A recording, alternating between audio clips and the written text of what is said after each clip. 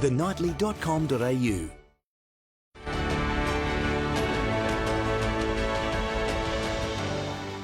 Hello, welcome to our special coverage of the final full day of the Royal Tour. I'm Karina Carvalho.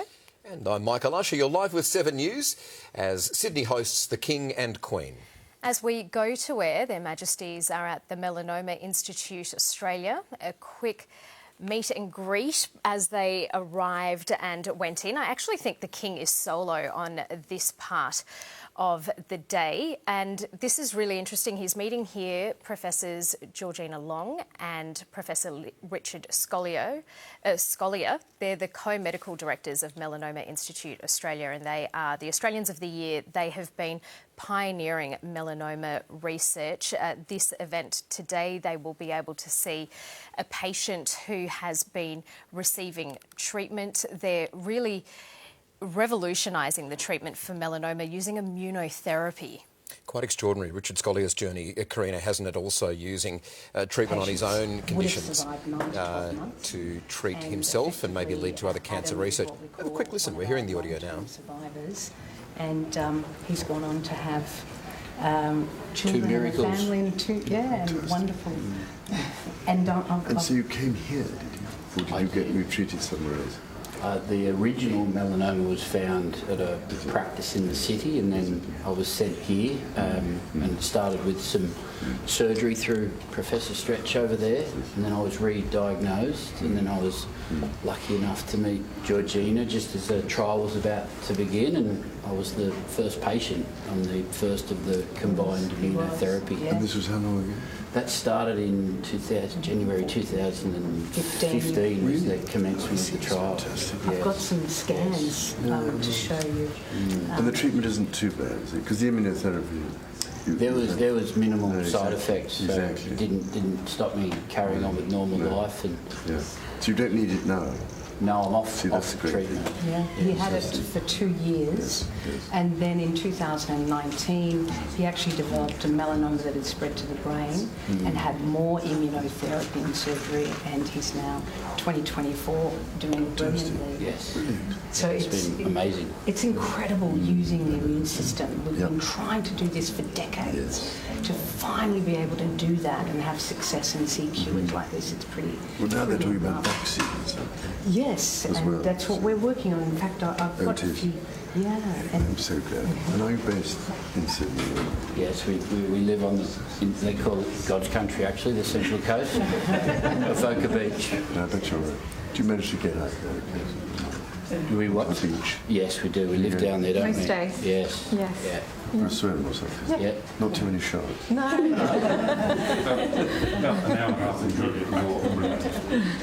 Well done. Honoured to be here. The children are doing all right at school. Have we got you out of school early? Probably.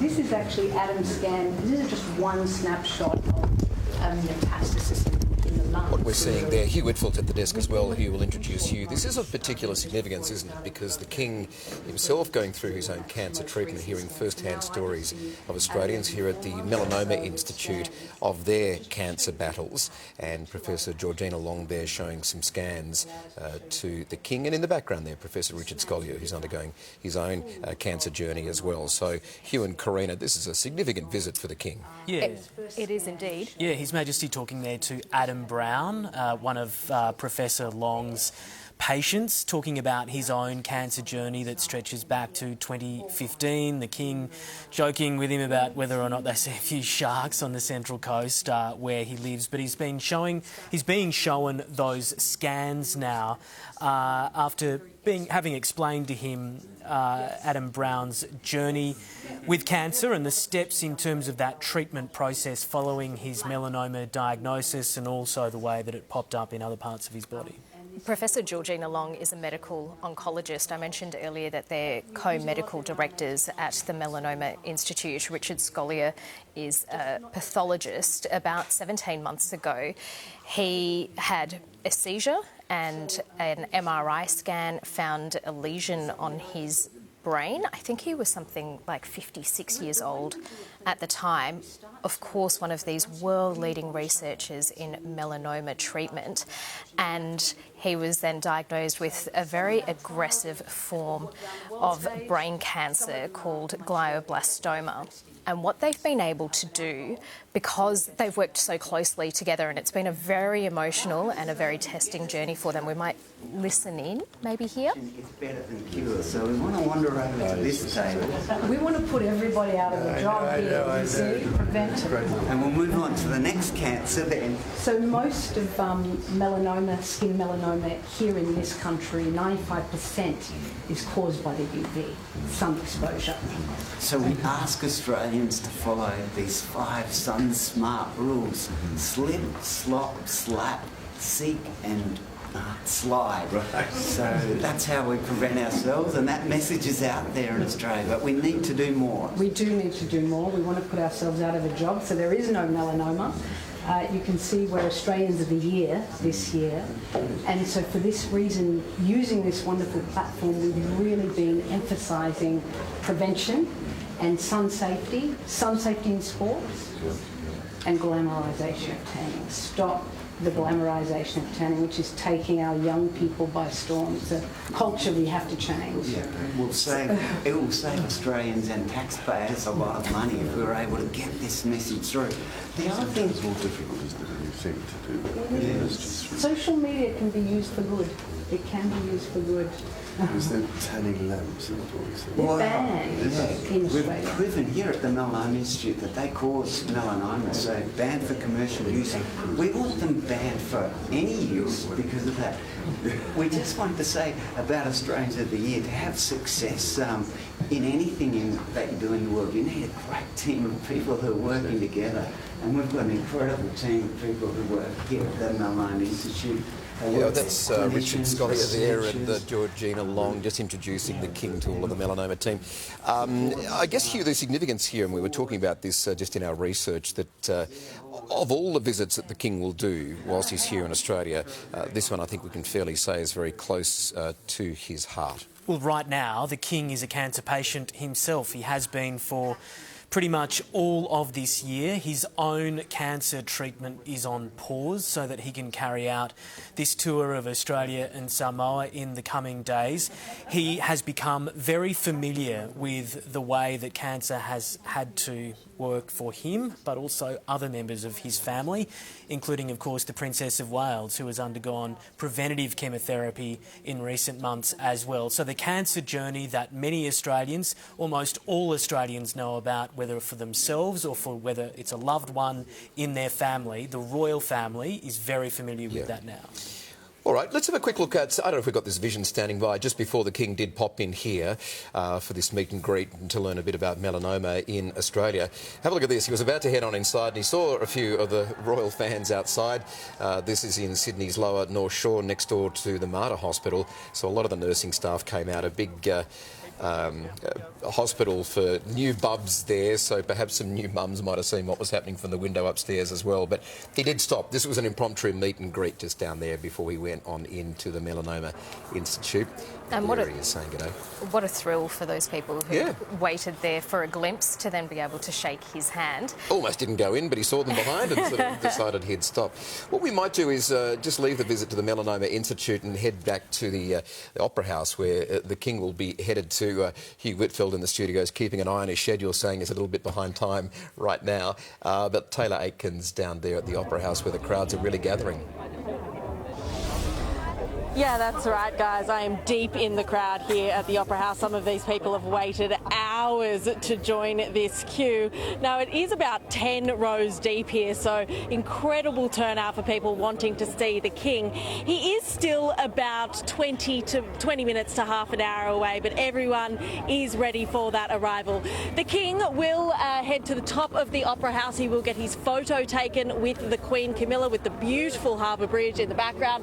Then it will be down these stairs, no doubt, to rapturous applause, and then he will meet people people who are queued right along this barrier here, everyone hoping to have their moment with the King or Queen. There's plenty of bouquets of flowers, some Tim Tams I saw, everyone trying to get a gift or a handshake to the King and Queen. That is the big moment. Then the King and Queen will head off for a fleet review. The Navy, along with the Defence Force and the Air Force, will conduct a fly past with 600 civilians, 600 sailors rather, ready to give a ship's salute to the King and Queen while they conduct that fleet review. It's an interesting thing there, Taylor, just that shot right there. If you look to the very far right, that's Admiralty House. If he wanted to get home pretty quickly straight after this event, he just ducked straight across the harbour. I bet they don't let him do it for security reasons. Yeah, there you go. That's exactly where he's staying. Thank you for pushing in on that. Well done, cameraman. But that's his Sydney digs, so to speak. There's a pool down the front there too, which they've enjoyed. I think they might be going home by boat, Michael. There's no plans for them to come back here, so that's the beauty of the harbour. You can zip right home. Like a lot of the commuters in the afternoon, although they'll probably be disrupted, catch the ferry home, so to speak. Good on you. Easy. Thank you. Thanks, Taylor. Thank you. Much appreciated. This is starting to look good, Karina and Hugh, too, isn't it? The Navy getting in place. I mean, Australia's lucky in this sense in that Sydney is an active working harbour for the Navy, and, you know, they're a frequent sight, but certainly not berthed right out in the middle of the harbour. The Garden Island Naval Facility just around the corner from there. There are 5 Royal Australian Navy ships on the harbour this afternoon. Hobart, Warramunga, Arunta, Gascoyne and Yarra. And, of course, they are all HMAS, His Majesty's Australian ships. Good shot there, isn't it? Describing exactly what you're saying there, Hugh. Let's bring in Paul Caddick now, who is also on Sydney Harbour. Paul, what's happening where you are? Good afternoon, guys. Well, we're just a bit further along from where Taylor was reporting. We are at the point where this visit to the Sydney Opera House will change from arts and culture into the military. So here is where they'll be meeting and greeting people who've gathered here today. Just behind us, too, is when they're expecting to get an impromptu but organised performance from a group of school kids who'll be giving a performance there. Just behind me, over my left shoulder there, Premier Chris Minns, who is one of the hosts of this event, has just arrived as well. So after that song, though, is when we turn to that military review that you have been discussing. The King and Queen will go on board a ship and be taken out to see those 5 vessels, as Hugh mentioned. So we have 2 Huon-class mine hunters, we have 2 Anzac-class frigates, and one of the newest ships of the fleet, the very high-tech air warfare destroyer HMAS Hobart. And there will be those hundreds of officers and sailors giving what they call a cheer ship salute as their Majesties review them. And then we are going to experience, probably here as much as see, the fly past from all 3 branches of the Australian Defence Force.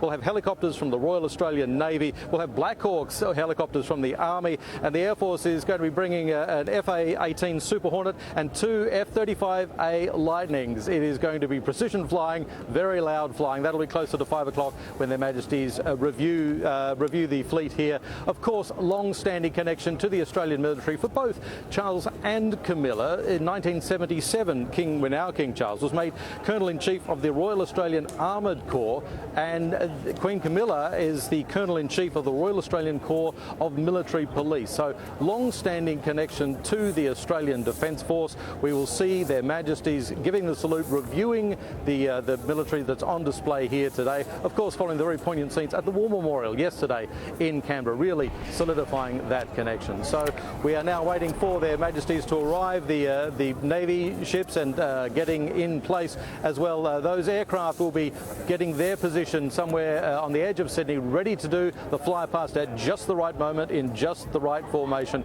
as we've come to expect from the best pilots Australia has to offer. Yes, it'll be a precision event. Paul, you mentioned the high school students that have arrived and that the Premier is already there. We know that the Premier has organised a special performance from 100 high school students. They will perform a song for the King and the Queen, but it's been kept off the official itinerary, I hear, and the Premier himself apparently doesn't even know what song is being performed. Does it look like it's all been set up for some kind of performance?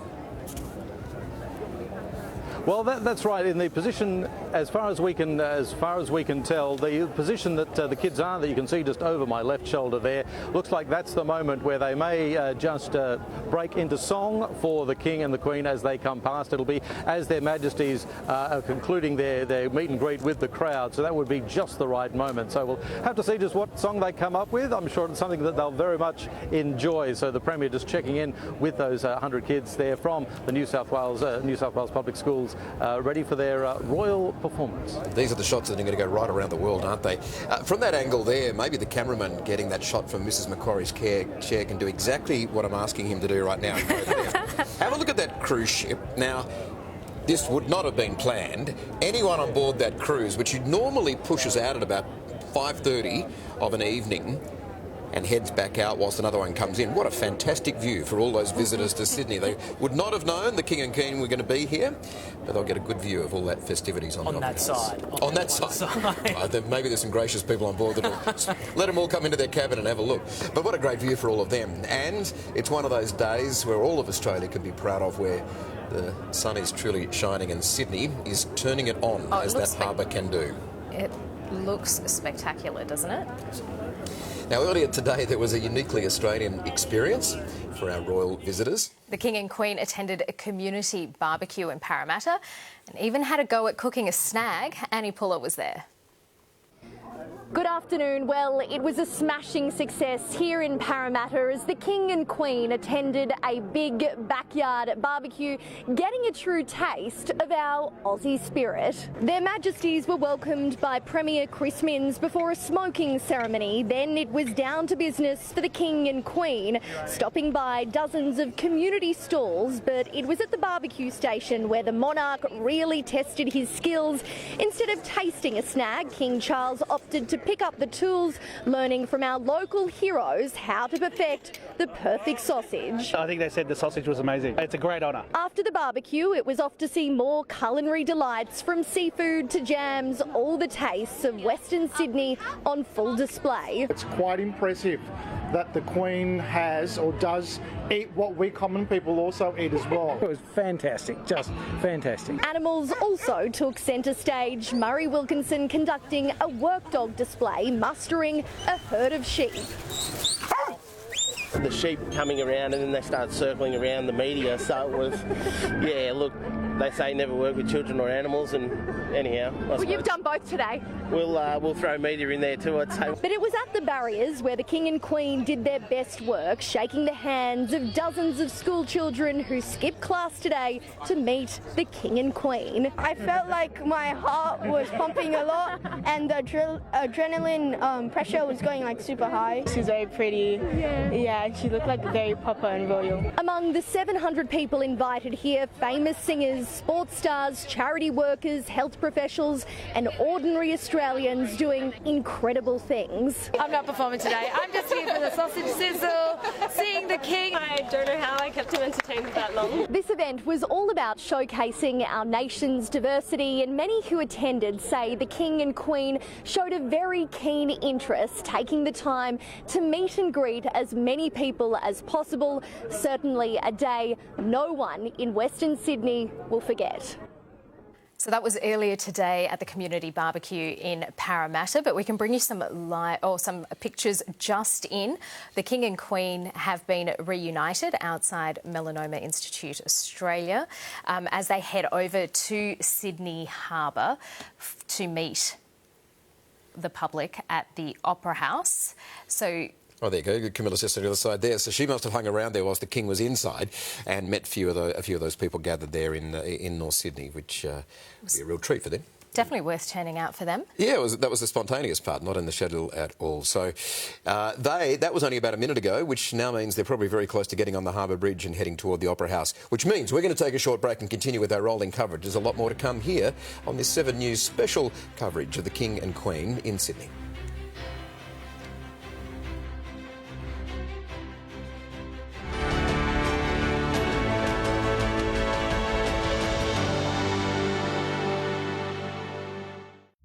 Just before she disappeared, I haven't seen her in 2 days. In 2 hours. Somebody please help me!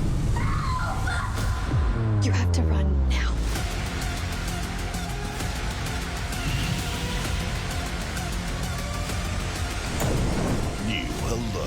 Missing Persons Unit tonight. How good is a barista almond latte in the comfort of your own home? How good is that smooth and creamy taste? How good is enjoying a barista quality latte? Oh, and a baby chino. How good? So good. Think of everything you could do with NIB. You could use NIB rewards to get a discount on some new sneakers. You could get into running. With the time you save with telehealth and prescription delivery, you could really get into running. You could find the perfect physio and really get into running. You could even get discounted travel insurance. Let's just start with the sneakers. NIB, potentially amazing. Australia, it's time to dream bigger. Dream Home Art Union's Draw 421 is Australia's biggest ever prize home lottery, a $13 million dream life. You could win an entire complex of 4 waterfront apartments on the Gold Coast, electric vehicle, $50K flight centre voucher and $100K in gold. This $13 million dream life could be yours just in time for Christmas. Tickets are only $10. Search Dream Home Art Union today. Attention Aldi shoppers, it's a sale! I think there's a sale. It's not a sale. Our prices are just this low every day. Yes, it's an everyday sale! It's an everyday sale. No, just low prices every day at Aldi. Good different. I'm all in to relive 25 years of glory. Adelaide, it's the one to win. See you there.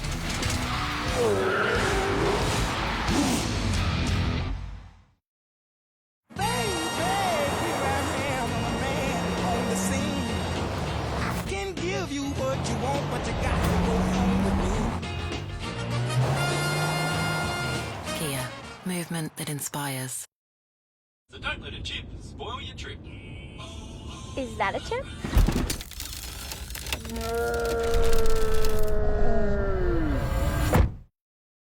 That happens a lot, but O'Brien could have helped. A chip repair is faster, cheaper and greener than a new windscreen. And with car insurance, it's usually free. So don't let that little chip spoil your trip. Book today. I discovered the benefits of natural health 40-odd years ago.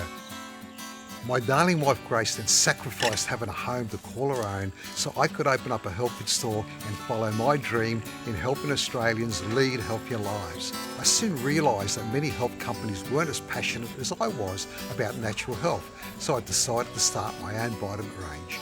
Today, with the support of my family and a team of experts, I'm as excited as ever in helping people live healthier lives. For some, it's a humble sandwich. Here, the bread is your oyster. Behold your edible masterpiece. Abbott's Bakery, made for makers.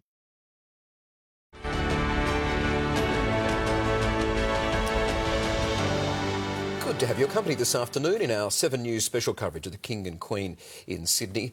Heading up to this large event now. They're just on their way now, en route from the lower North Shore of Sydney, where the royal couple were at the Melanoma Institute, right on to Sydney Harbour, where the fleet is in place.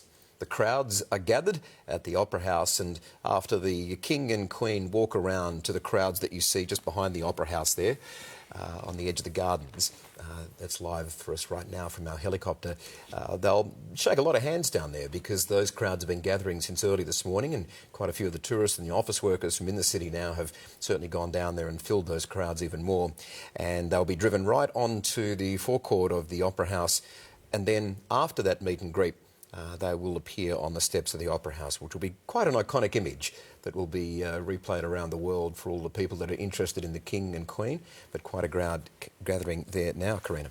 That looks like a few thousand people that have made their way down there. I wonder how far the King and Queen will get along to meet people, because there is very limited time because of all of the exercises that are going to take place afterwards that you discussed about the Navy. So I wonder if we can bring in our reporter Taylor Aiken, who's down for us at the Opera House now. Taylor, I think you have some special guests with you. I do, guys. Good afternoon. Now, this is Chloe, who has been very excited to meet the King. Now, Chloe, I can tell you the King is on his way. Why did you want to come down and see him? Because he's very cool, and this is the first time he's come down here as Prince. As a king. As a king, and he hasn't been here for a while, so I was excited to come and see. And it's been about an hour's wait for him to come, and I bet it's going to be worth it. And if you had a chance to speak to the King, what do you think you would say?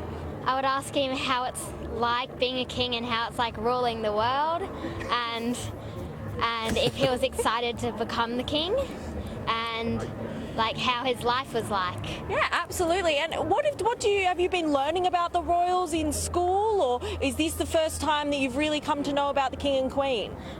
Well, we've kind of learned about it, but this is like the first time I've ever really come to see.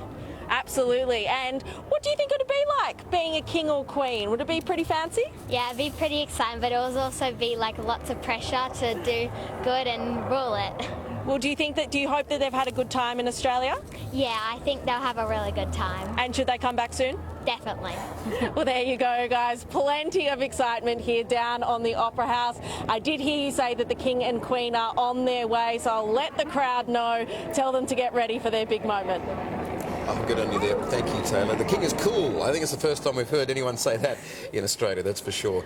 Hugh, obviously the Opera House is the go-to venue for any major act, performance, otherwise, royalty, when they come to Australia. So that's the place to be seen and to book. Absolutely. I think we've all got memories of either being at a concert or seeing a concert on the steps of the Opera House. It's been the scene of Australia Day celebrations. Crowded House, of course, famously playing their final concert together a while ago. And it is, of course, a building that his mother opened back in 1973. And their visit there today is meant to be a celebration marking the 50th anniversary of the Sydney Opera House, albeit 12 months late. It is 51 years and 2 days since Queen Elizabeth II opened the Sydney Opera House, the iconic Jernitsen design building that has become the trademark, essentially, for Australia right around the world. There'll be senior management from the Opera House and the Opera House Trust meeting with their Majesties this afternoon. The artistic director, Francis Rings, from Bangarra Dance Theatre, the Indigenous dance group. The actor, Heather Mitchell, will be there. A tenor with Opera Australia, Jin T. Kim, will be chatting with their Majesties. And a 16-year-old acrobat from the Flying Fruit Fly Circus, Lucia Richardson, will also get to shake their hands too. They're good, that circus too, so that'll be a good range of people to meet. These are live pictures that are coming in now. Yesterday we had those sombre, poignant images from the Australian War Memorial. Today is a real celebration, isn't it, of everything that at least the rest of the world knows about Australia, which is the Sydney Opera House, the Sydney Harbour Bridge, the Sydney Harbour. Absolutely. I think when governments, whether they be based in state capitals like Sydney or indeed Canberra, when they're organising trips like this, they are keen for imagery and opportunities for imagery like this to sell Australia around the world. And the royals, the Brits use the royals as part of their push for soft diplomacy around the world. This is our opportunity to use the King and Queen as they arrive on the Opera House forecourt, to use their Majesties for our own little bit of soft diplomacy around the world, a bit of brand Australia management. I think the crowd's going to go and get very excited in a moment once those cars start. We'll call it mildly enthusiastic. How about that? Not wild, but mildly enthusiastic, I think, is the tone of the King and Queen's tour so far.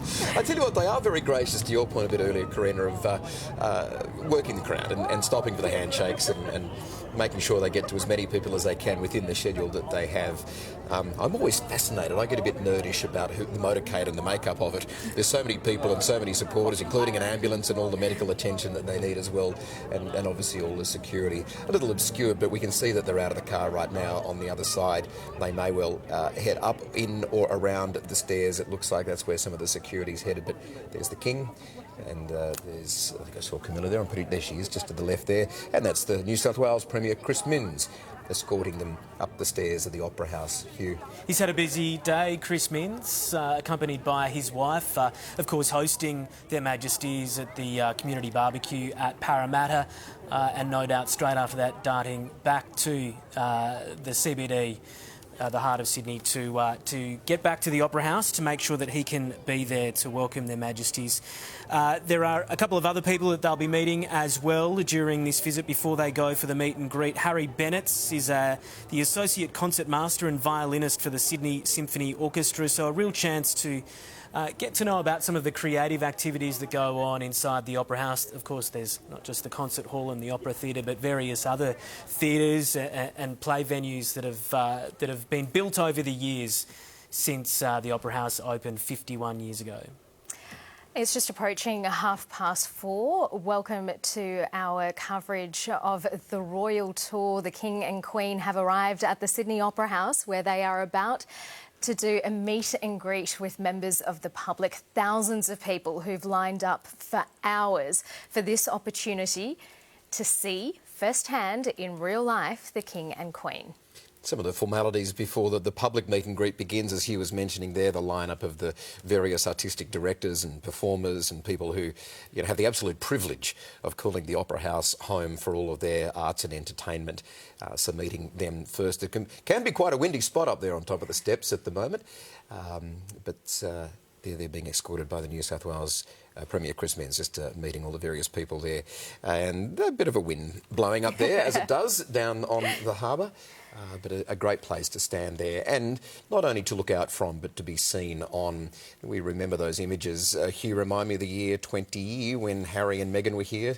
2018, yeah, October 2018. Just before COVID. And we just learnt that at that point that Meghan was pregnant with baby Archie as well. So it was a huge visit. There was so much news that came out over those couple of days. Is Joanna Lumley there, isn't it? That looks like a bit of ab-fab has arrived in Australia. Well, she would be quite familiar with the King and Queen, wouldn't she? And quite good friends with her along the way. We're seeing some hugs and kisses there. They are pretty old friends, I think, particularly Charles and... We should mention on tour. She hasn't just popped out particularly.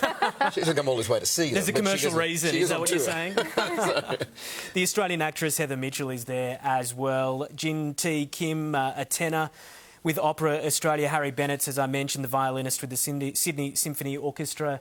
And 16-year-old Lucia Richardson from the Flying Fruit Fly Circus is going to get a chance to say hello too. I'm really excited for the 100 school students who have been preparing a song to perform for the King. Yeah, a special song you were saying, Karina, is it?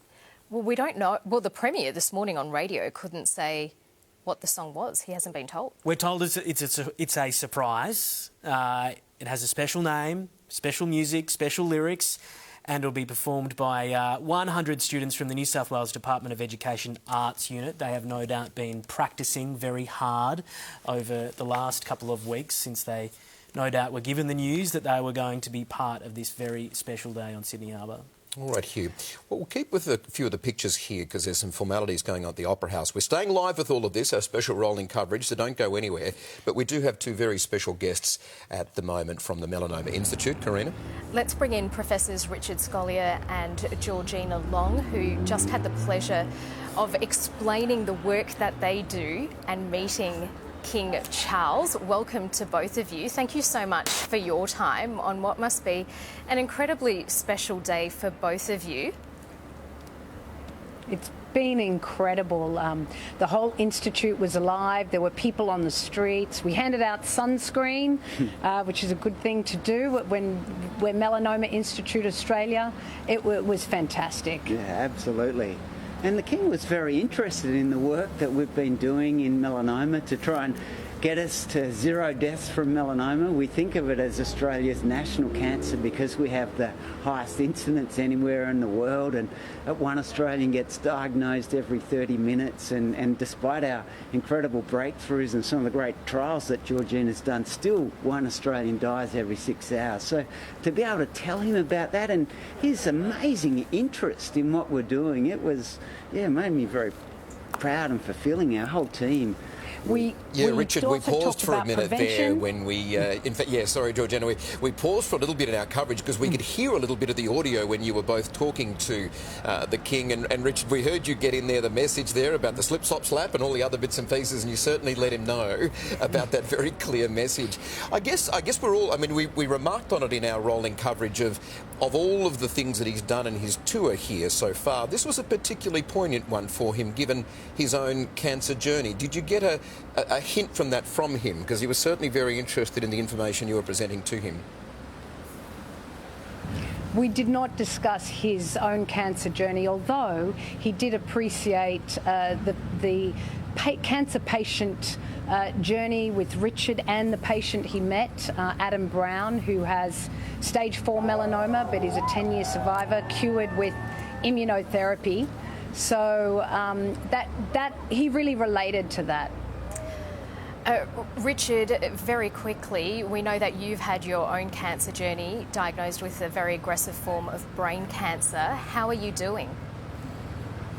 I'm doing really well, thank you. I'm to be honest, I'm flabbergasted that I'm still here and basically able to function normally. So for someone with such a nasty cancer, just enjoying life and making the most of it. Who knows what's around the corner? So far, no recurrence. Well, we're very, very glad that you are, Richard, and Georgina as well. The two of you as Australians of the Year are just doing such an extraordinary job and obviously afforded the honour today of being with the King, but that's a great credit to the both of you and the amazing things you do in your field, but also on behalf of all Australians. So well done, and thank you from all of us today as well. Thank you, Michael, very much. He took a real interest at what Australia is doing in the research world and how we're changing the world in the field of cancer. So it was really gratifying, and we did give him a broad-brimmed Australian hat at the end. So that was very pleasing and a delight. Yeah. And the other thing that was amazing was he came across through our institution, went through and met all our staff and was very friendly. It was just fantastic. All the medical staff, the clinical trial staff, some scientists. It was really thrilling to have him there and put a spotlight on melanoma. Absolutely. Absolutely it did. And he will wear the hat, I'm sure. All right, professors, thanks so much for your time. Thank you. Let's go straight back to these shots now. We can see the King and Queen. This is terrific here. They've just been given a bit of space to give a plug for celebrity cruises and their ship. I was wondering where that was going for a moment. The ship has been conveniently berthed or parked this afternoon. But isn't that this is the steps of the Opera House? Iconic image of the King and Queen at our place of royalty, the Opera House in Australia. And we saw them posing for those official photographs in front of the Harbour Bridge, and the royal photographers that have been travelling with their Majesties over the last couple of days will have been lined up in the perfect position to have the Harbour Bridge in the background, and they are the sort of pictures that will live on. I was just looking at the clock there, Hugh. Karina, jump in as well, though. But what are we coming? 6:37 in the morning, London. They might well replace their front pages with those shots of the King and Queen. They're going to splash everywhere for sure. And certainly pictures will be running on breakfast television over there. Yeah, that's right. It's good timing. It's coming up, 20 to 7 in the morning over there. So it's going to be a busy morning on breakfast TV as the King and Queen get a chance to embrace with the thousands of people who've gathered on the steps of the Opera House throughout the afternoon. They've seen the pictures of the last couple of days, the visit to Canberra and this morning in Sydney. I think this is our shot from our reporter Taylor Aiken's camera. Taylor, what are you seeing and hearing there? Well, plenty of excitement here, Karina. The King making a beeline for these crowds over here, shaking hands. He's giving plenty of time to meet with everyone and shake their hands, hear from them, give thanks to them for coming down here. He is followed by the Premier here, my poor cameraman holding up his camera very high. But he's got a little posy there, lots of people bringing flowers and bouquets there, wanting to meet the King and say thank you for coming down and be thankful for his visit here. 3 cheers from the crowd as well to say thank you for coming down. Taylor, you weren't able to throw a question at him today like you were yesterday. I've kind we've run out of questions, guys. I asked him how Sydney was. I asked him how Canberra was. He already said that Canberra was better weather than Sydney, so he can't go back on that now. Taylor, I'm just curious, are there any alpacas in the crowd where they were with you yesterday? No alpacas, but I did hear that someone has bought their cat to see him. So a little bit more hidden. Right, well, there's no your mission. Alpacas in the crowd. You just found your own news assignment. Go and find the cat that's come to see the king. I will accept that mission. I will go and find him. And make sure you interview the cat. So I'm sure it has a lot to say. Absolutely. Yeah, we just caught a quick glimpse there, obviously, whilst the meet and greet is going on. The finery of the Australian military is getting in place for the official reception there. I think is that gathering down near the Man of War steps? That'll escort him down on that side? I'm pretty sure it is. That's where they'll right. enter the vessel before going on to the harbour. On the eastern side of Bennelong Point, we're getting ready for the formal part of the afternoon, the Royal Australian Navy Fleet Review, that stair guard that they'll walk through to get to the Man of War steps. Featuring the 1st Regiment of the Royal Australian Armoured Corps, of which the Prince of Wales, as he was back then when he was made Honorary Colonel-in-Chief, back when he was a younger man, and the Royal Australian Corps of Military Police as well. But look at these pictures. OK, they're breaking up slightly at the moment, but with the Sydney Harbour Bridge in the background and how deep those crowds run. That crowd has grown immensely over the course of the afternoon, and there are now thousands of people down there, and they are very excited. Potentially wild scenes. Potentially. I haven't quite got wild yet. If the cat gets involved, it might get wild. If the cat gets out of the bag with the king, it's all on. So it's a beautiful long shot there of the Queen walking toward. I know she loves going to the other side sometimes just to make sure that everyone catches a glimpse or gets a handshake as well. Interestingly, as we mentioned, Hugh in the foreground there, the beginning of the procession before they head down to the vessel getting onto the harbour. Give us an idea, and we're staying live with all of this, give us an idea of the next half an hour, please. So there are five Australian ships in Sydney Harbour, all, of course, His Majesty's Australian ships, Arunta, Gascoyne, Hobart, Warramunga and Yarra. The King will board a Royal Australian Navy launch, the Admiral Hudson. He'll be accompanied by the Governor-General and her husband, along with the Chief of the Defence Force, Admiral David Johnston, and his wife Belinda, and the Chief of Navy, Vice Admiral Mark Hammond, and his wife Jodie too. We're going to see at least 2 separate flypasts by a whole fleet of aircraft from the Royal Australian Navy and the Royal Australian Air Force. 600 officers and sailors will be involved in a cheer ship salute, so expect to see them lined up along those ships to give their new honorary chief in some parts of the some wings of the Defence Force a salute. So it'll be quite a spectacular sight, and keep an eye out for the fast fly past towards the end as well. It's going to look pretty good. All right, Taylor, let's just cross back to you quickly. We're seeing the King there meet some special guests down the front there. Quick listen to the King and then we'll go to Taylor. Listen to this first.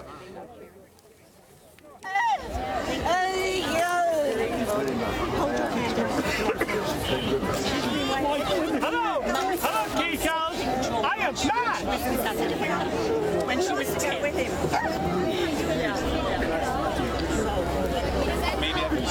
I'm back. Hi, King Charles. I'm back. Nick, do you want TV with the Queen? That was just some nice images to stop and listen to there of some of the community being given a special access down the front there, which is fantastic. Taylor Aiken, let's go to you now. Hello, Michael and Karina. Well, I have Deborah and Victoria here, 2 friends that I've just met in the crowd today. They both met the King. Talk me through it. Oh, it was fantastic. He came across and I shook his hand and I told him that I pray for him, which I do, and he thanked me for that. And how was your experience? Oh, it was great. I nearly went away because there were so many people here in the queue, but I'm glad I stayed. And what do you think of the turnout here today? Do you think it's quite incredible that so many people have come down? It's fantastic. The queue went right around to the international terminal on the other side, the overseas terminal, and so we thought we weren't going to get in, but yeah, it's fantastic. There's so many people here of all different ages and backgrounds. It's great. You got a good spot in the end. Imagine if you left. How did it feel shaking the King's hand? No, I didn't shake his hand. I put mine out, but I missed. That's okay. Next time. How do you feel about seeing the King here? It's obviously quite an important moment. Oh, it's wonderful. I think I last saw him at the Tripping of the Colour in 1973. Absolutely. Well, thank you for both for having a chat to me. And Michael, it's obviously a very important moment. A lot of people reaching out their hands, trying to shake the King's hand. Not always possible, but everyone gives it a go. You still haven't found the cat, though, Taylor. That's what you were headed off to find, wasn't it? The person with the cat who comes to see the King? I'm on my way to find the cat. No, I am joking. It's a good thing. Thank you, Taylor. Stay in there, because I know you're going to have more people to talk to us in the next few minutes. And we're watching vision there of the King and Queen have split to different sides. The Queen Camilla there walking along, collecting one of the dozens and dozens and dozens of bouquets that she's been presented with in her time here in Australia so far, in Canberra yesterday and this morning out and about in Parramatta and down right on the harbour this morning. Everyone reaching over to get a picture, get a handshake, get a high five, get a fist pump. One of the many things that they can do and reach out just to touch and get a bit of an experience firsthand with royalty. And we're seeing those Australian flags out in force again today on the harbour. And all the phones as well, which is something that the Royals have had to learn to contend with over the last decade or so. There was some real apprehension about selfies for a little while, and I think the younger Royals, particularly William and Harry, before he left royal duties, they ended up having to just lean into it and embrace it. But there's always a phone in hand, and it completely changes some of these engagements too, because at Tripping the Colour down the Mall in London, it used to be the case that there'd be clapping as the carriages went by or the bands went by, but these days everyone's got a phone in their hand, so that you can't clap with one hand, unfortunately. Yeah. So it completely changes the way that these events look and feel. We're still hearing the cheers, though, and the hip hip hoorays, and some people have been clapping, but I think as the King and the Queen approach them, then of course they want to get their phones out and get that close-up shot. And in amongst all the Aussie flags there's the Aussie, Aussie, Aussie, oi, oi, oi flags as well, the green and gold being flown proudly as well. But everyone's well kitted out and getting a nice amount of time with the royal couple as they go side to side there.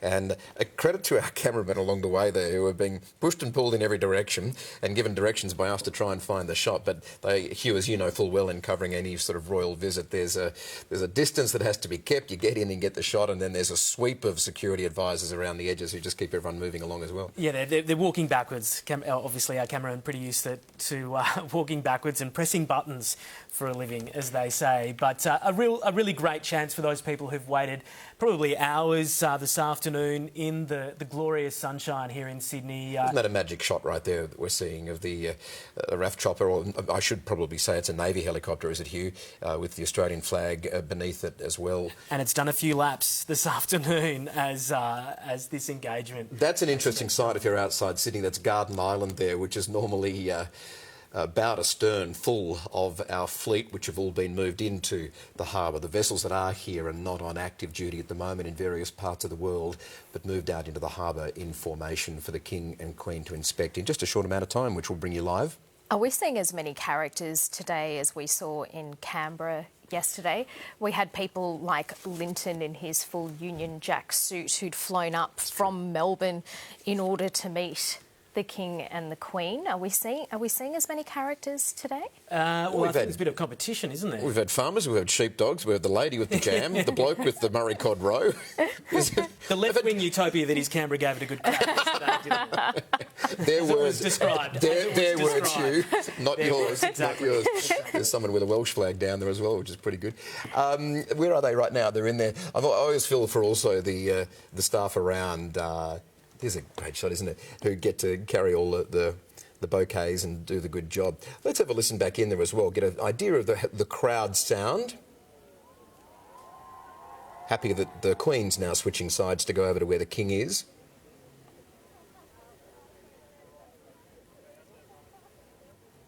You're right out.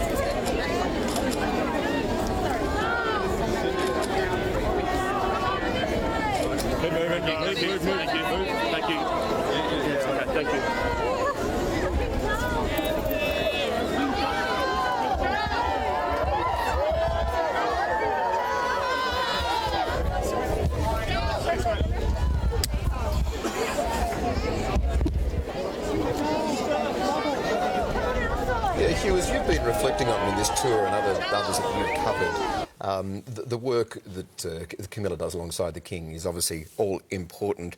I mean, there was a long time for our viewers who may remember this, where they were worried that Charles may never find companionship again. He'd be a solo king, an unmarried king, and how would that work in that era a while back of all the turmoil, I guess, if you like, of his private life and the divorce from Diana, how differently it's turned out. Well, there was obviously a time when Charles was accompanied by a former wife in Diana, and they were ecstatic, extraordinary scenes that we saw in the 1980s during especially their first visit, and then, of course, returning with the young Prince William. So it's a remarkable public resurrection for Camilla, who has been through quite a bit in her own public life, stretching back even before Charles and Diana got married, because she was a public figure back then due to her relationship with the royals. You could hear some of the royal staff there when we had the sound up saying, "Keep moving, guys," because we're on a very tight schedule, aren't we? How are we tracking? How are we tracking? That's a really good question. We're not too far off where they need to be. In fact, right about now, they should be walking through that guard of honour to walk down the Man of War steps. So a couple of minutes behind schedule, but it's very hard to drag the King away from the people, and the Queen indeed away from the people, because they know that people have waited so long just to see them. Karina, you asked a question a minute ago about the characters and whether they're here. And whether we met a gentleman yesterday, you may remember if you're watching this, of Linton in a full Union Jack suit, as you've mentioned. Don't ask me how I know this, but a very loyal 7 News viewer has just messaged me saying he's there. Oh, he's back. He's in the crowd. They've seen him. Amazing. And he's in there waiting for his encounter again with the King and Queen. So couldn't get enough. How good are our viewers? So they now message you straight away saying, no, Linton's here at the Opera House. which is remarkable that you've got that information in real time, and we can let our viewers know that. But also, you now have another assignment for Taylor Aiken. But let's go to Paul Caddock, one of our reporters who's there at the Opera House. Paul, who have you got with you? Yes, so g'day guys. We've got with us someone who's just met the Queen, Kath Harvey. Kath, you've been here since 11:30 this morning to meet Her Majesty and His Majesty. What was that like? It was overwhelming. It was fantastic to meet her. Yeah, it was really... Yes, really important. I've been in the military for 30 years. I only retired in February, so yes, it was wonderful. That kind of service, they know all about service, don't they? They do, because they're a military family, and not only that, the King's Navy. So I was Navy for 30 years. What did you say to Her Majesty? I just thanked her for bringing joy and happiness into my King's life, and she said thank you. You look like you've had a really good moment. I have. It's just, yeah, fantastic. I'll never forget this. Kath, thank you. And His Majesty is coming, so you get... I know. I've got to go, right, because I don't want to miss it. Don't lose your spot. Thank you. Kath has come down from the Hunter Valley, guys. She's been here since 11:30 this morning. Had a chat with Her Majesty, and His Majesty is now coming, so she's hoping perhaps to have a chat with him after a long service serving in the Australian military, guys. So, Paul, can you see the King right there where you are? There's your camera angle there. I guess they can't sort of poke out a little bit more and see, but the King's right near you, is he? Dougie. Tell me they're on. I just have to go. Paul, can you hear me or not? No, Paul's tuned out. That is Paul's camera, though. He's right. The King's right near you, is he, Paul? Yes, I can hear you now. Look, he's on approach now as we speak. I can just see the top of his head over many other heads, and cameras now reaching out. My camera can probably get a shot of him. There he is. Yep. Oh, yes. Kath's going to get another encounter with the Royal too, which would be lovely for her. Wasn't that... it's heartwarming to hear her affection for the King, given that she's had 30 years in military service and certainly respects the service that the King and Queen and the Royal family have given to military. Those are the moments that really matter. The individuals who get to walk away knowing that will be an experience they'll remember for the rest of their lives. Are these those are the school students getting ready to perform, the 100 high school students? Absolutely. So it looks like, Karina, they're only a short few steps away from perhaps pausing and turning, and that wonderful choir will happen, and which we'll bring to you live. We'll just stop talking on for a bit whilst that happens. And it looks like the Premier Chris Minns is doing some wrangling. Why don't we start listening in from this point on? And this magnificent choir. The kids are excited. There you go. Someone's really excited down the front. They're about to get into it.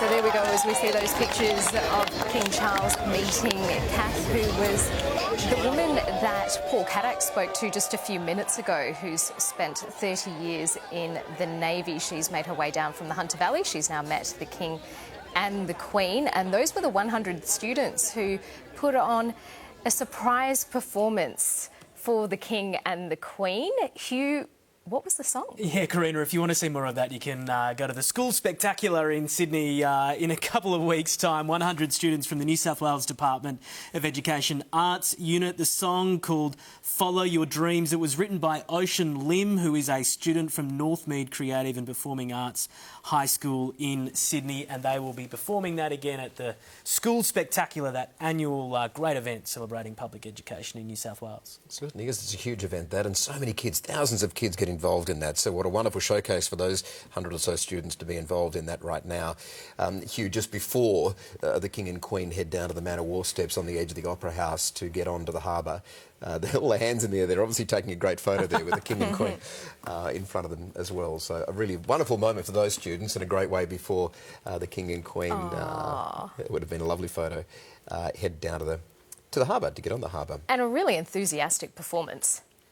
That was waiting in the sun there for a little while, so they did well. They did very well. Oh, there we go. Wow. The pictures are extraordinary. Hands in the air, the King and Queen happy to pose, and all those kids have got a photo. No selfies there. You couldn't Yeah, get a selfie see, in no front of mobile them. phones. An actual proper photo. Makes for a better photograph. That's terrific. I mean, this is obviously the end of their official 2 days in Australia, and what a magnificent afternoon for the King and Queen to be farewelling Australia before they head off to Samoa. And Hugh, this is the beginning of the let's not call it festivities, but the ceremonial activities on the harbour. Yeah, the formal part of the afternoon, the Royal Australian Navy Fleet Review. Their Majesties will be hosted aboard the Admiral Hudson, which is a Royal Australian Navy launch, by the Governor-General, along with her husband, the Chief of the Defence Force, Admiral David Johnston, and his wife, and the Chief of Navy, Vice Admiral Mark Hammond, as well. They'll walk through a stair guard comprising the 1st Regiment of the Royal Australian Armoured Corps, of which the King was made Colonel-in-Chief as the Prince of Wales, and the Royal Australian Corps of Military Police, of which the Queen was made the Honorary Colonel-in-Chief back in November 2012 as the Duchess of Cornwall. So 2 parts of the Australian Defence Force that both the King and Queen have come to learn a lot about over at least the last decade for the Queen, and many decades for the King.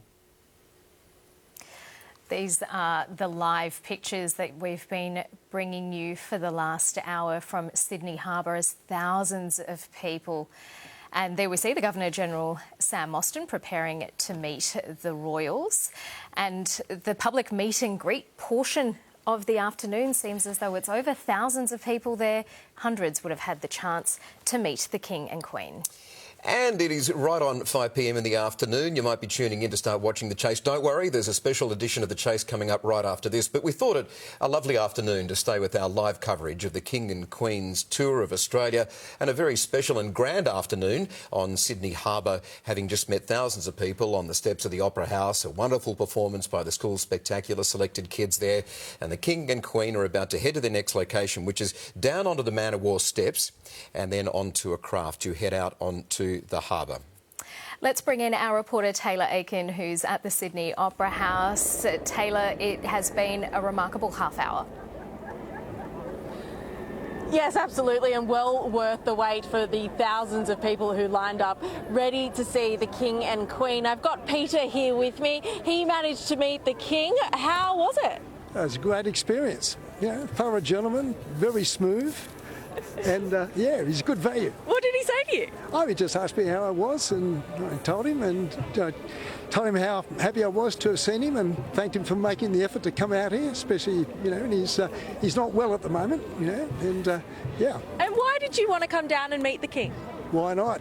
He's our head of state. He represents a great system of governance, stability, continuity. He's good value. And have you met a King or Queen before, the sovereign? I haven't met the Queen, but I met the Prince about 8 years ago, about 12 years ago, yeah. Lovely. Yeah. Well, there you go, guys. Plenty of happy faces here who have met the King and Queen. And worth the wait, worth the hours of lining up in the queue. Taylor, thank you. Let's just have a listen to this now, because it's the beginning of the ceremonial functions before the King and Queen go down to the harbour.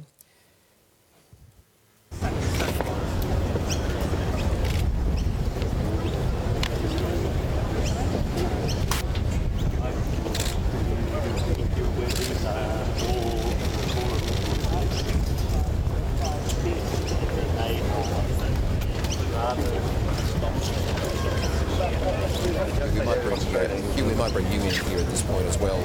There was just a call to attention seconds before we came to that. It is a ceremonial guard of sorts, not like what we saw in Canberra Parliament House yesterday, but nonetheless an official reception by our military. And as I was alluding to, two parts of the Australian Defence Force that both the King and Queen have had a relationship with for some time. As Prince of Wales, the King actually presented the 1st Armoured Regiment of the Royal Australian Armoured Corps with its first standard back in April 1981, and opened the Hopkins Barracks that they call home in October 1985.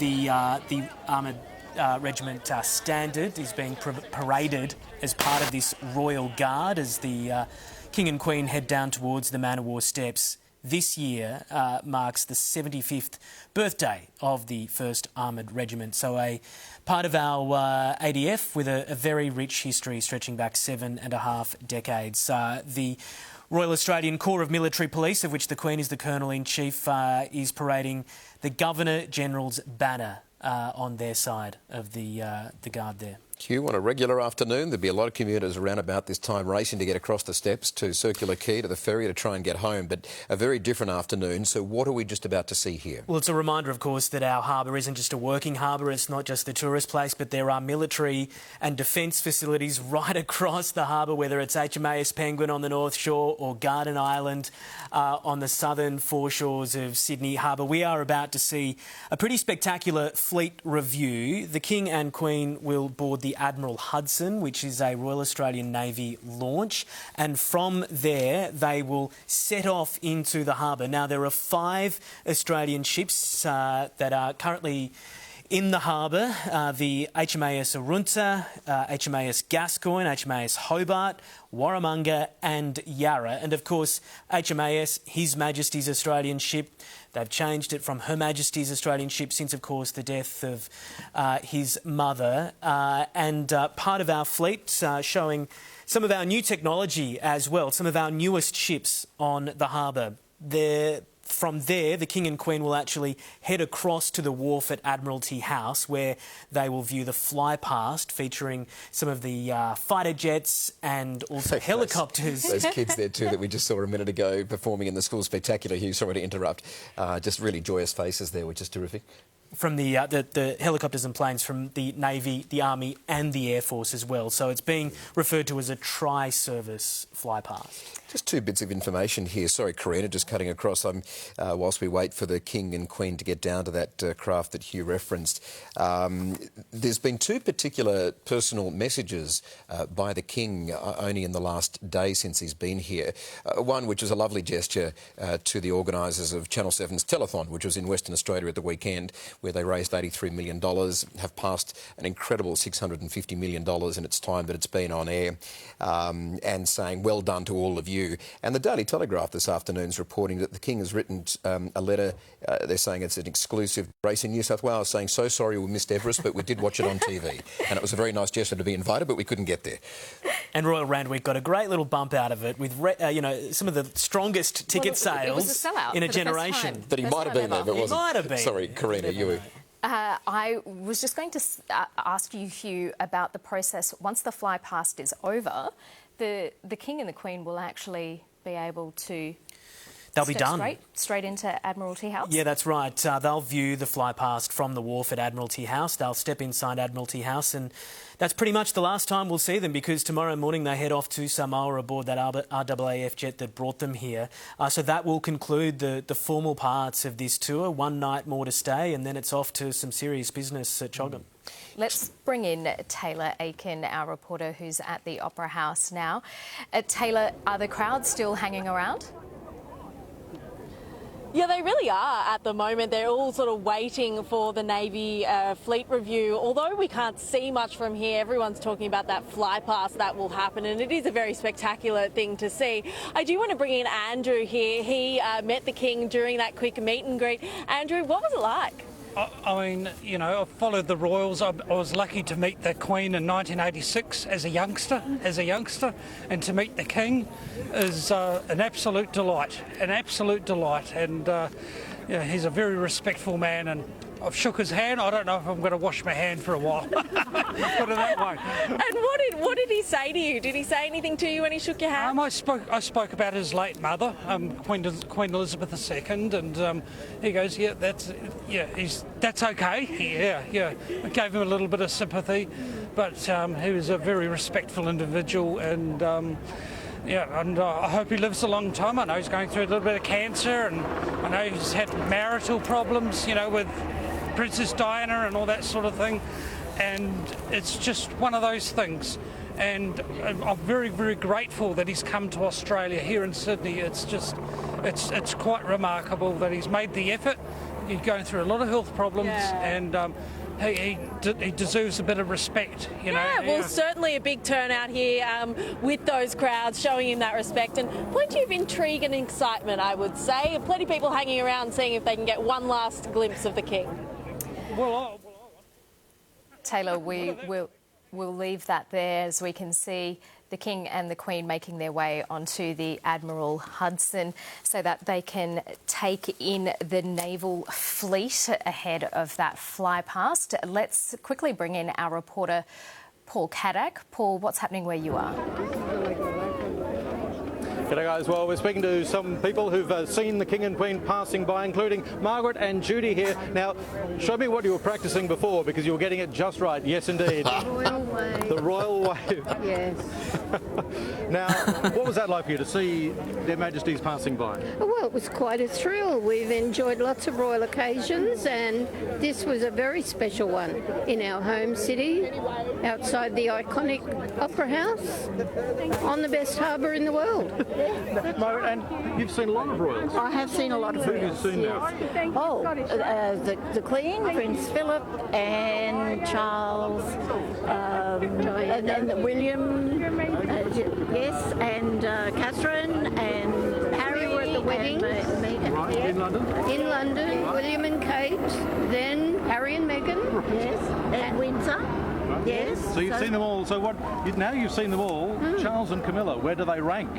Well, they have to rank highly, don't they? They're sitting on that throne, so... Yes, that's right. They're number one at the moment. At the moment, they are number one. Yeah. Thank you very much. And guys, I'd also like to, just while I've got you there, bring in someone who we met before. This is Kath. Now, you might remember Kath. She was a bit worried she wouldn't get to meet the King, but Kath, what happened? So when he came to look for the kids to watch their dancing, just before he did that, he pointed at me to my medals, and then he listened to them, and when they had finished, he came straight to me and asked me if they were my medals. I don't know why he would ask that, but anyway. And then, and I said, yes, they are. And he said, which service? And I said, I've just retired after 30 years in the Navy. And he had a big grin on his face because he's a Navy man. So he gets it. Oh, my God. Oh, my God. What does that mean? You've met the King and Queen today? Everything. It's just literally capped off a 30-year career. So served Queen, King and Country, finished my career, became a civilian, met the King and Queen, and now I've got my life to carry on. It means everything. Nice. Thank you for you and your service. Thank you. Thank you. How are you going to celebrate tonight? Well, firstly, I've got to go to the Opera House car park and drive for 2.5 hours back to the Hunter Valley. But other than that, I don't know. I'm just over the moon. Congratulations. Thank you again. Thank you. Look, just some of the stories here at the Opera House, getting really close to the King and Queen, guys. All right, Paul, thank you. Well, Kath has got a wonderful drive back home for a couple of hours with beautiful memories, which is fantastic. And in the vision that you've seen there, and now that we know that royal standard representing the states of Australia is on that vessel, it means that the King and Queen are on board, and they will untie shortly and then head out into the harbour with the vision there of the helicopter carrying the Australian flag. They're on board that motor launch right now, and Hugh, no doubt, just getting ready and in place. Some of the naval, the sailors on board, part of the ceremonial procession for the King and Queen on board that vessel before they head out onto the open harbour. Of course, as a young man, the King serving as he was the Prince of Wales back in the early 1970s with the Royal Air Force. He trained as a jet pilot. He later learnt how to fly helicopters as well before serving in the Royal Navy, following in the footsteps of his father, Prince Philip, his grandfather, the late King George, and also both of his great-grandfathers as well. The Mountbattens, obviously, with a great naval history. He also trained at the Royal Navy College at Dartmouth as well. So he spent quite a bit of time in the British Armed Forces. He's very familiar with their traditions, which, of course, stretch to Australia as well. So they'll review 5 ships as part of the naval fleet.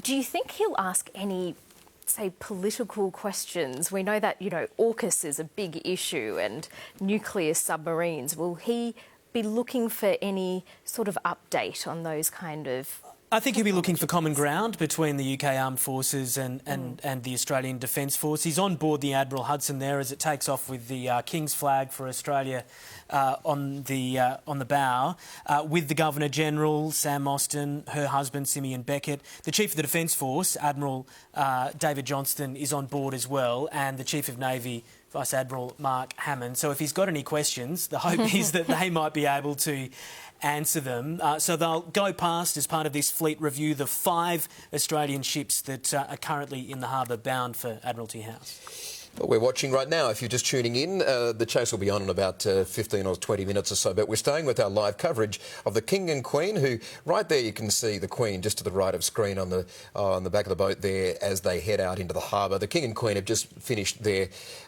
visit to the Sydney Opera House. We saw them on the steps. We saw them meet and greet thousands of people, and then they were entertained by a group of students representing the school's spectacular.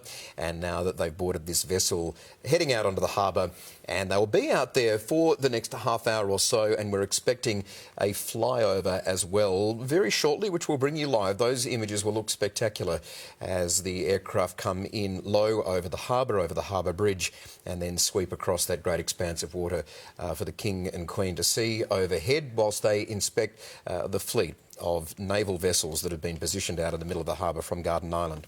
And you can see just along the harbour there, people running down, trying to keep up with the ship as it makes its way along. Or they're just people jogging on their afternoon jog. That's also a distinct possibility. Because this is getting fit. this is actually it's a great run along there. If you've never done it, I highly recommend on your next trip to Sydney. It's really just the most spectacular run, and you forget all about the pain because it's so pretty. Hey, Hugh, can I ask you a question? Because I like asking you things on notice. Yes, that's got a naval flag on it. It also has the royal flag. Is that a naval vessel? Is it a VIP craft? Or... I know this looks like so many other boats on the harbour. This is owned, believe it or not, by the Royal Australian Navy. Right. So it's not just another party boat that you might get on at Circular Quay or Barangaroo. I was going to say, is the fridge stocked and there's a barbecue on the back? This is a taxpayer boat, so, okay. It's one of ours for sure. It doesn't serve in action then, in other words, Hugh. We don't dispatch it. I mean, it might be nice up there on the Whitsundays aboard the Admiral Hudson, I'm sure. OK, but it's a naval vessel manned by the Navy, crewed by the Navy, and it looks like they're heading back in a little closer round to the Woolloomooloo area first. That's that bay in there, if you know Sydney at all. The wonderful botanic gardens there, heading over to Mrs Macquarie's chair. So nice. It's a calmer little cove inside there before they head out into the open harbour. Do we know which ship it was that we were seeing that was with the harbour bridge in the background earlier in the day? Because we know that there are 5 ships. The one that we'll closer take to a the look bridge. at. Yeah. We'll have to check it out. There are 5 ships, the Gascoyne, the Hobart, the Warramunga, the Yarra and the Arunta, all anchored in Sydney Harbour. There are 600 officers and sailors who will take part in a cheer ship salute. So they'll all be lined up on those ships to capture their own glimpse of the King and Queen going past. And here we begin the beginnings... Coming in over the heads of Sydney. Getting ready of the fly past. Amazing collection of aircraft in this as well, led by the helicopters, of course, coming in over North and South Head and then lower up through the harbour. If you're a resident in Sydney or if you've been visiting Sydney, seeing these aircraft operating is not an unusual sight outside of ceremonial duties. There's a number of military positions, as Hugh has mentioned, where they conduct exercises. But the display like this, you don't get to see rarely, and on this very special occasion, this will be the most amount of aircraft that we get to see, military aircraft over Sydney Harbour. These are Navy helicopters? So there's a mix of Navy and Army helicopters. They're going to all travel from east to west from HMAS Watson, which is over on the south head of the entrance to Sydney Harbour, and then they'll fly towards Admiralty House. We've got MH-60R Romeo and EC-135 helicopters from the Royal Australian Navy, the Black Hawk helicopters from the Australian Army, the Super Hornet, the FA-18 Super Hornet jet, the EA-18G Growler, and 2 F-35A Lightning fighter jets from the Royal Australian Air Force. So it is going to be a spectacular sight. And the sailors and the crews of those 5 military, naval vessels, I should say, all standing to attention, getting ready. The inspection, we should say, is probably at a bit of a distance. It's not like the King and Queen are going to drive the Hudson right up close and have a look at every single one of them. They'll stay in a position where they get to watch this flyover. Magnificent shots there over Sydney Harbour, and have the fleet in the background as well. Taylor Aiken, you're down there back on the steps of the Opera House whilst we watch these incredible pictures. You got a friend with you who's enjoyed the experience? I do. This is Eva. Now, she didn't quite get a chance to hand her bouquet of flowers to the King or Queen. So, Eva, are we hoping to spot him again? Yes. And what did you think about seeing him? It was one of the greatest moments of my life. Oh, that's really sweet. And why did you want to come down and see him? Why did you want to meet the King? Well, I thought because this is probably one of his last times coming, so I might as well see him now. Yeah, absolutely. And did you know much about the Royals before they came? I don't know much, but I want to know more. And how do you feel after seeing him in the flesh? I feel really happy and just excited. Now, how are we going to get these flowers to the King? Do you think we'll have to maybe jump on a boat and go hand deliver them? Yeah. Well, there you go, guys. That is my next mission. I need to get these flowers to the King. Taylor, if anyone can do it, you can somehow. I suspect you're going to have to go and get a water taxi and chase him. Good luck with that, but I know you'll give it a go. Let's go back to these spectacular pictures that we've been also staying with as well. They are going to cause quite a sound and quite a sight over the harbour when they get closer. The King and Queen on the naval vessel down in Farm Cove, just off the steps of the Opera House. Let's bring in Paul Caddick at the Sydney Opera House. Paul, who have you got there? G'day guys, well what we're about to have is the fly pass that we've been waiting for, and you can probably just make out the crowd is making their way down as we can see that shot, and they promise precision flying, and look at that. That is representatives of all three of the branches of the Australian Defence Force. For those who know their helicopters, the Royal Australian Navy EC-135, MH-60, after the Army is flying the UH-60B Black Hawks, and we'll expect very soon after that, very low, very fast, an FA-18 Super Hornet and a couple of F-35As from the Air Force. But there we go. Australian Defence Force precision from the Army and listen to that Navy as well, Air Paul. Wings. It's quite a noise over the harbour, isn't it? It is quite a noise. Very impressive.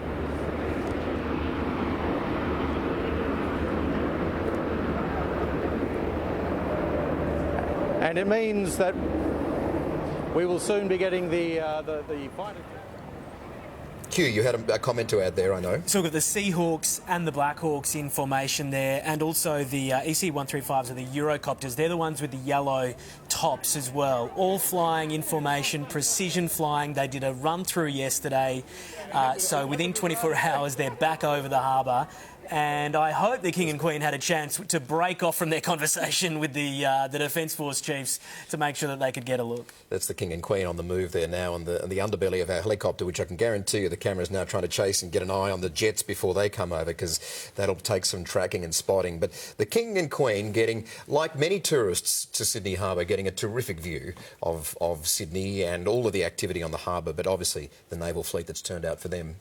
They might not be able to make it back to Admiralty House Wharf before the fly past, because they are running a little bit late, so they might have to see it from the boat. But you saw just some of those 600 sailors and naval officers who are lined up on His Majesty's Australian ships that are anchored in the harbour as part of that cheer salute, the cheer ship salute, which is part of the naval tradition, and the nothing stops the Manly Fast Ferry. So if you've decided to get home to Manly this afternoon, you've timed your trip from Circular Quay after working in the office all day perfectly. Perfectly. What a treat. What a way to get home this afternoon. You wouldn't want to be inside, would you? You want to be out on that back deck. The last 45 minutes have been super busy for the Royals. We saw them go to the Melanoma Institute of Australia down in Lower North Shore of Sydney, then over the bridge to the Opera House, to the steps, then on board this vessel, which, as Hugh pointed out, looks like a boat you might be able to charter for a party, but it is actually a naval vessel for VIPs. And now they're taking a cruise around just after that helicopter flyover. So when do we think the fighter jets will come through? Well, to be honest, they should have gone through already. Okay. So we're running a little bit late, but it has meant that so many people have had a chance to see the King and Queen, and you've seen the impact that those moments have had on the people who've been waiting many hours on the steps of the Sydney Opera House, who've travelled from all over New South Wales and all over Australia to be here today, the final chance to see their Majesties in Australia. And especially important for them to meet children, isn't it, if they want to talk about the longevity of the monarchy in Australia? Absolutely. These kids that have either managed to miss out on class today or after school be down at the Opera House, they'll go back, and if they haven't been learning about our system of government in class, then they will over the next couple of weeks. The best way to learn, of course, is to see something in real life. That's a wonderful showing of the caps, isn't it, from the Navy, who are stationed on the end of Garden Island there, the King and the Queen just on the side of the vessel where they could acknowledge them, and the naval crew there to acknowledge them back. I saw the Governor-General with her iPhone out there before, just taking a few shots as they cruised by. That's a great shot of our... Well, why wouldn't you? Some of our sailors there on the end of Garden Island, as Hugh mentioned, this great working harbour that sits in the middle of Sydney and an important defence position for all of Australia. More than 600 officers and sailors are conducting that cheer ship salute. Great display of our Defence Forces on Sydney Harbour this afternoon. As the King and Queen head out into a little bit of open water, they were in Farm Cove there for a while.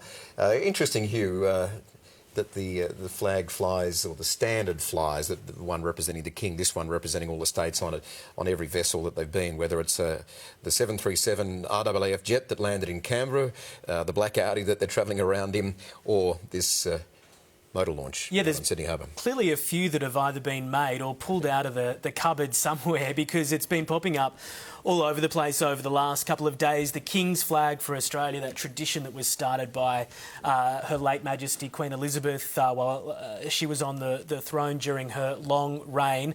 There is the royal standard that flies in the UK, whether it be at Buckingham Palace or Windsor Castle, wherever the sovereign is in residence at any time. But here in Australia, thanks to the tradition that was begun by the first monarch to visit ever to Australia, Queen Elizabeth, it's the King's flag in Australia that's flown. Hugh, as we watch these images as well on the harbour, as they head out a little further, just run us through, please, what happens with the King and Queen in the next 24 hours.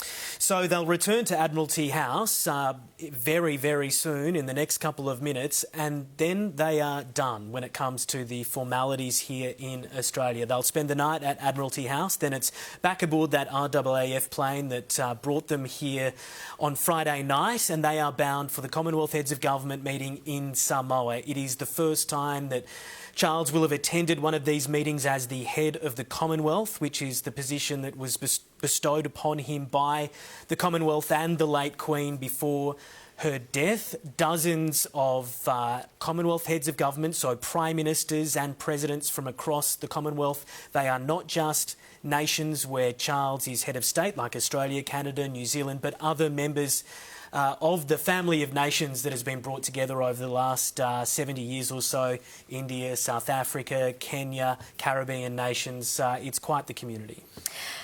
We saw earlier Kath, who has made her way down from the Hunter Valley. She has recently retired from the Navy after 30 years of service. You could hear the emotion in her voice. She met Queen Camilla and then King Charles, who inquired about her service medals. For these military personnel, some 600 of them that are participating in this salute, is it a proud moment for them? Well, it's very real. The relationship between the Crown and our Defence Force is very real. It is the Royal Australian Navy. It is the Royal Australian Air Force. Back during the First World War and the Second World War, our troops were fighting for king and country, and obviously Australia has matured over the last couple of decades, but the relationship between what is, yes, the royal family, but privately a military family, they know what it is like to serve. William and Harry both served. Of course, Harry saw active duty in war this century. So they are very aware of the sacrifice that is made by Australian families as well. That heads of government meeting too is significant, that it is in Samoa, you said, isn't it? The fact that it's out there, I mean, that also plays a bit of a geopolitical reason as well, with the influence of China in the region and showing that the Commonwealth has some muscle. And political influence. Absolutely. There are two big key factors at CHOGM. It is the influence of China in the South Pacific and what role the Commonwealth can play to promote our values and Western values in the Pacific, and of course also the challenges that the Royals will face when it comes to reparation requests from the Caribbean in particular. So it's going to be a very difficult meeting, to be honest, for the King. And on a personal front, how tiring would this portion of the tour have been? It's been conducted at a breakneck speed the last couple of days. Of course, no evening events because this is a pared back tour because of the King's cancer diagnosis. But he goes into a very difficult part of the tour now in terms of the work that's involved.